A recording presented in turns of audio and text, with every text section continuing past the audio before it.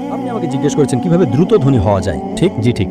সেরা সমাধান 5 ওয়াক্ত সালাত আদায় করুন, আর ফজরের আগে 2 রাকাত সুন্নাত মিস করবেন না। জানেন কেন? মানুষ যখন বিশ্বের টপ 10 জন ধনী ব্যক্তি লিস্ট করে, যুবক মানুষেরা। থামুন থামুন ভাই, আমাকে উত্তরটা দিতে দেন। আমি উত্তর দিচ্ছি, আপনি বলছেন যুবক মানুষ। যুবক মানুষেরা, আমি উত্তর দিচ্ছি। আপনি কি জানেন শীর্ষ 10 জন ধনী ব্যক্তির তালিকায় 4 নম্বরে বিল গেটস, 2 নম্বরে জেফ বেজোস, তো 3 নম্বরে জেফ বেজোস, 2 নম্বরে এলন মাস্ক, 1 নম্বরে কে? একজন মুসলিম যে ফজরের সালাত এবং সুন্নাত আদায় করে, সে এদের চেয়েও ধনী। কারণ নবী সাল্লাল্লাহু আলাইহি ওয়াসাল্লাম বলেছেন যে ফজরের 2 রাকাত সুন্নাত পৃথিবী এবং এর মধ্যে যা কিছু আছে তার চেয়েও বেশি মূল্যবান। মানুষ এসে বলে আমি 4 ওয়াক্ত পড়ি, ফজর সালাত মিস করি। আমি বললাম কেন? আমি সকালে উঠতে পারি না।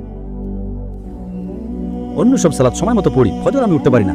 তো আমি তাকে বললাম আপনি তো একজন ব্যবসায়ী, ধরুন আমি আপনাকে বললাম কাল সকাল ভোরে 5টায় একটা ব্যবসার ডিল আছে যেখানে আপনি $1 মিলিয়ন পাবেন, আপনি কি সেই ডিলে যাবেন? আপনি বললেন হ্যাঁ, কিন্তু আপনি তো সকালে উঠতে পারেন না। না না না, $1 মিলিয়ন জন্য আমি ঘুমাবই না।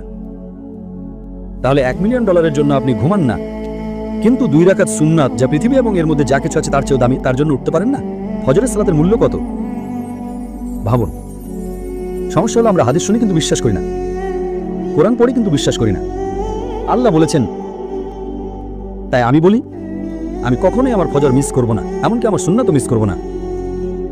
কেউ আমাকে $1 মিলিয়ন দিলেও না। হ্যাঁ, সুন্নাত পড়া ফরজ নয়।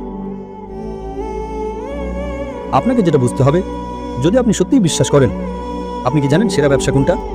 আল্লাহ সূরা বাকারা 2 নম্বর অধ্যায় 261 নম্বর আয়াতে বলেছেন, যদি আল্লাহর পথে একটা শস্য দানা দান করেন, আল্লাহ আপনাকে 7